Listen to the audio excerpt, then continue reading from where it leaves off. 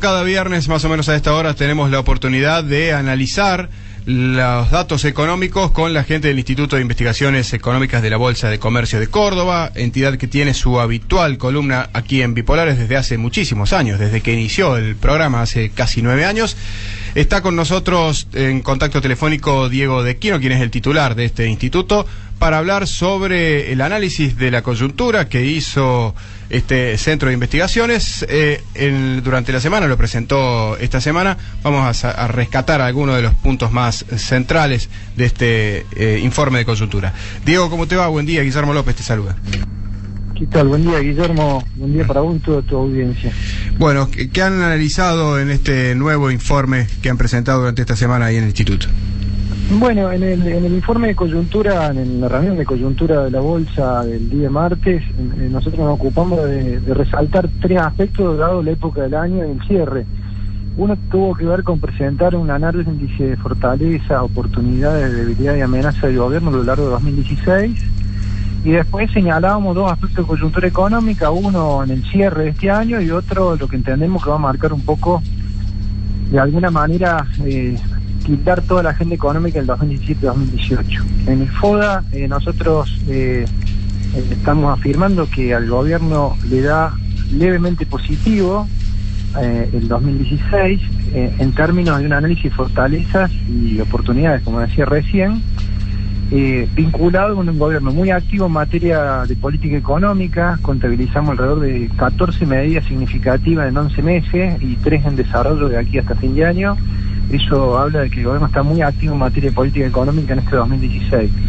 Y después, desde el punto de vista de la contabilidad de los factores, cuando uno hace un análisis pormenorizado de la situación de inicio de año y con la de final de año, se ven que las fortalezas han aumentado las oportunidades, han aumentado también las debilidades, pero las amenazas se mantienen constantes.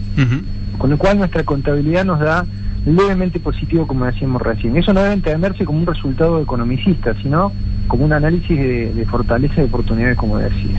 ¿En qué sectores, Diego, tuvo más o tiene más fortalezas o oportunidades? ¿En qué sectores de la economía el gobierno? ¿Cómo lo analizaron a eso cuando...? Bueno, digamos, en materia de lo que es análisis de fortalezas y oportunidades, como decimos recién, esto no se vincula a un cálculo económico si creció el producto, o si creció el empleo, o si aumentaron los salarios, sino tiene que ver con una combinación de ítems. Y en esa combinación nosotros vemos en la parte de fortalezas, por caso, digamos, que el apoyo ciudadano no se mantiene, si bien no igual que comienzo de año, pero está.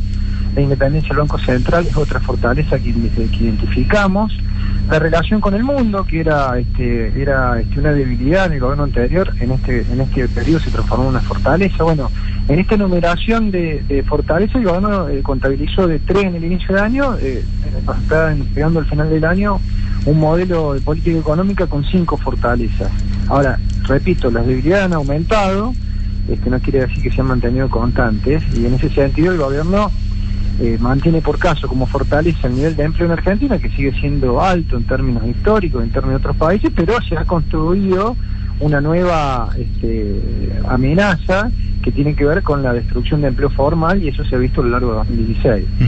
¿Y para el año que viene el panorama? Bueno, nosotros en la coyuntura, digamos, esto era como una especie de balance que nosotros intentamos proponerle a la comunidad empresaria, ¿sí? Y en materia de la coyuntura nosotros destacamos 2 temas. Uno que tiene que ver con el fin de año, en donde nosotros decimos que hay un freno a las capacidades reales de la economía que sigue vigente, estaba con el gobierno anterior, sigue con el gobierno actual, y tiene que ver con la alta volatilidad que tiene la tasa de interés. Hay mucha distancia entre lo que es la tasa pasiva y la tasa activa de los bancos. Para que la gente entienda, los préstamos que le dan a la gente, que uno paga con la tarjeta de crédito, puede acceder a un crédito personal, tiene una diferencia respecto de los depósitos que toman los bancos de más del 20%. Es decir, que lo que está al medio se queda con un 20%. Esto permite que se alienten actitudes especulativas por parte de los agentes económicos y se distraigan los esfuerzos de cara a trabajar, invertir, crear más puestos de trabajo. Y vinculado a esta volatilidad de la tasa de interés, bueno, hay una volatilidad en el tipo de cambio y con una expectativa de retraso cambiario que en los últimos 15 o 20 días se ha ido corrigiendo, pero aún debemos ser claros en esto. Se advierte de que el tipo de cambio esperado por los mercados está alrededor de un 10-12% encima del tipo de cambio que tenemos hoy. Es decir, la tendencia en nuestro tipo de cambio de los últimos 15 o 20 días proyectada hacia adelante nos da entre un 10-12% abajo de lo que el mercado viene descontando en lo que se llaman contratos futuros. Esta combinación de volatilidad del tipo de cambio, retraso esperado y alta tasa de interés, la volatilidad de la tasa de interés, hace que se distraigan los esfuerzos que debería tener una economía por producir, invertir los empresarios, la gente ocuparse de mejorar día a día su confort material y de convivencia ciudadana. Sí, no hay incentivos para la economía real. No hay país que pueda crecer si estas condiciones no se remueven. Es decir, si no hay una certidumbre respecto del tipo de cambio y la relación con el mundo a partir de allí, de los precios con otros países, y si no se eliminan estos márgenes extraordinarios que hay de renta financiera entre los extremos, es muy difícil que las fuerzas de la sociedad se destinen a trabajar y producir cuando se crea un clima de especulación y donde muchas veces rinde más esperar y ver qué hacer con el dinero que o pedir prestado dinero para prestárselo a otro, por ejemplo, que es algo que está ocurriendo, que dedicarse a invertirlo en proyectos productivos. Entonces esto es una realidad. Los países del mundo para crecer necesitan predecibilidad cambiaria y necesitan tasa de interés acotada y con margen acotado entre lo que es la tasa de toma y la tasa de préstamo. Y en el 2017, nosotros ahí señalamos que no solo el 2017, sino el 2017 y 2018, la agenda económica, más de la coyuntura que vayamos encontrando mes a mes, o trimestre a trimestre, durante los años va a estar tenida y marcada por la inflación. Digamos, la inflación, lamentablemente, después de estas 4 años aproximadamente de elevada inflación, se está transformando en un problema endémico y ha dejado de ser, por caso en el análisis de fortalezas, como comentamos al comienzo, ha dejado de ser una amenaza como venía siendo para ser, en nuestro entender, una debilidad del proceso económico. Es decir, se ha metido dentro de nuestras debilidades. Con lo cual, erradicar este problema le va a exigir un esfuerzo de política económica importante del gobierno, especialmente para no producir un ajuste en la economía y no dañar los sectores más débiles. Diego, quiero hacer un párrafo aparte y preguntarte por algo que presentaron también esta semana. No tiene que ver con la coyuntura económica ni con el panorama de 2017, pero sí con un trabajo que han realizado allí en el Instituto de Investigaciones Económicas, trabajo arduo por lo que estuve pispeando. Han presentado la biblioteca de datos del Centro de Datos y Estadísticas del Instituto. La verdad es que hay muchísimos datos que están disponibles para todo el mundo en un sitio web, ya lo vamos a colgar en nuestras redes, vos lo vas a decir ahora, pero hay más de 100.000 datos económicos. Muy interesante el trabajo, contanos de qué se trata. Bueno, como bien señalabas, nosotros lo que hemos hecho desde julio de este año hasta esta fecha es poner en orden y en funcionamiento lo que es una biblioteca, pero no de libros, sino de datos, de información, en donde lo que hacemos habitualmente como parte de nuestra rutina de trabajo, que es colectar información de distintas fuentes, más de 50 fuentes son las que normalmente visitamos, entre ellas hay estadísticas oficiales y otras oficiosas, algunas son públicas y otras son privadas. Bueno, esa rutina que habitualmente se hace en el instituto como parte de la tarea de investigación, nosotros le hemos dado un modelo en donde esa información se acumula, se almacena para uso interno, y el plus que le hemos puesto es ponerlo a disposición de la ciudadanía en general, porque entendemos que es un facilitador para realizar la realidad económica. Dentro de esa biblioteca de datos, como vos señalabas, hay más de 1.250 variables disponibles, por caso, para que la gente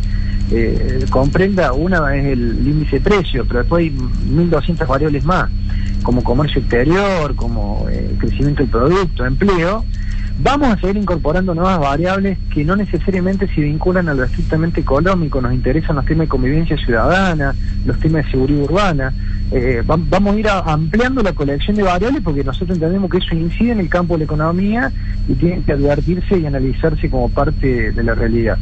Y en la cantidad de datos, lo que vos señalabas, en realidad hoy estamos en más de 120.000 datos disponibles, y bueno, es una base que se va a seguir actualizando, y lo que tiene de positivo es que está la metodología publicada para quien le interese consultar los datos. En la metodología está citada la fuente de origen. Nosotros no somos fuente en casi ninguna de las situaciones, pero sí somos la biblioteca que compila y pone a disposición y da la cita a la fuente original. Así que en este caso hay alrededor de 11 o 12, si mal no recuerdo, campos temáticos de análisis de información.